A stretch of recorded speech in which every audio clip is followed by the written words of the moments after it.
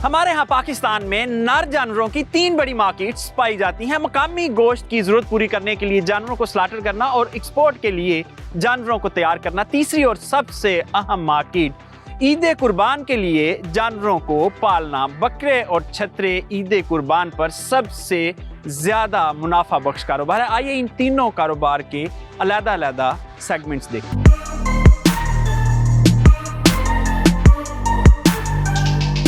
पाकिस्तान भर में बकरा ईद पर 15 लाख से जायद भेड़ बकरियां अल्लाह की राह में कुर्बान की जाती हैं और छोटे जानवर पालने वाले किसानों के लिए यही सबसे अच्छी मार्केट है जहां से किसानों को जानवर की अच्छी कीमत मिलती है। मगर ये मार्केट साल में सिर्फ एक बार ही दस्तयाब होती है, इसलिए साल भर का साइकिल चलाना मुमकिन नहीं।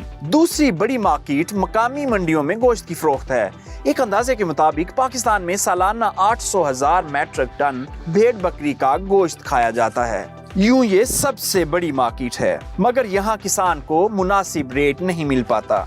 इस मार्केट में मादा जानवरों की स्लॉटरिंग ज्यादा की जाती है, जिसकी वजह से खदशा है कि ब्रीडिंग कम होने के बायस जानवरों की तादाद में कमी आ जाए। तीसरी मार्केट एक्सपोर्ट की है, जो पूरा साल किसानों के लिए दस्तयाब है। रेट भी मुनासिब मिलता है, मगर किसानों का रुझान इस मार्केट की तरफ बहुत कम है। यही वजह है कि हम अपनी कुल पैदावार का सिर्फ 2% ही एक्सपोर्ट कर पाते हैं।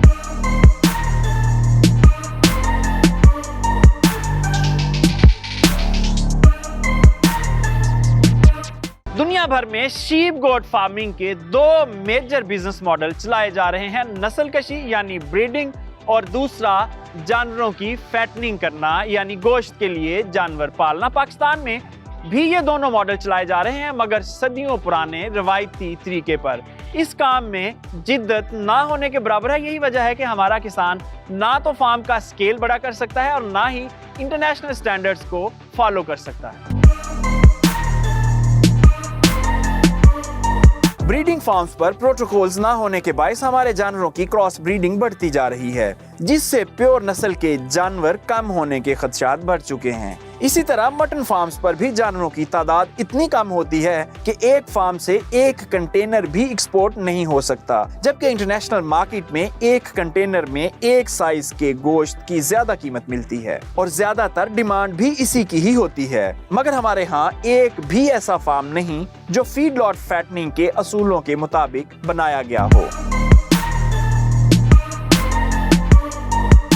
अच्छी नस्ल की एक ब्रीडिंग बकरी की कीमत कम से कम 5 लाख रुपए है और ये ब्रीडिंग सबसे अच्छा सेगमेंट है जिससे किसान सबसे ज्यादा मुनाफा कमा सकते हैं। मगर ये इंतहाई टेक्निकल काम है जिसको सीखते सीखते एक लंबा अरसा लगता है। पाकिस्तान के ब्रीडर्स में एक नुमाया नाम अली शाह का है। आइए आपको अली शाह साहब के पास बहावल नगर लिए चलते हैं और उनसे पूछते हैं कि ब्रीडिंग बिजनेस क्या है और किस तरह इसमें कामयाबी हासिल की जा सकती है। पाकिस्तान एक मुस्लिम कंट्री है और यहाँ पे कुर्बानी में काफ़ी जानवर इस्तेमाल किए जाते हैं और पूरी दुनिया में जो खूबसूरत और अच्छा जानवर है उसकी वैल्यू होती है।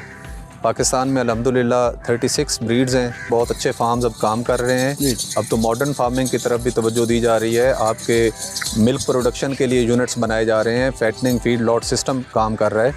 तो इंशाल्लाह ऑलरेडी आप अगर मार्केट्स को देखें, बहावन नगर में मदरसा मार्केट लगती है, रहीम यार खां में शेख वाइन के करीब मार्केट लगती है।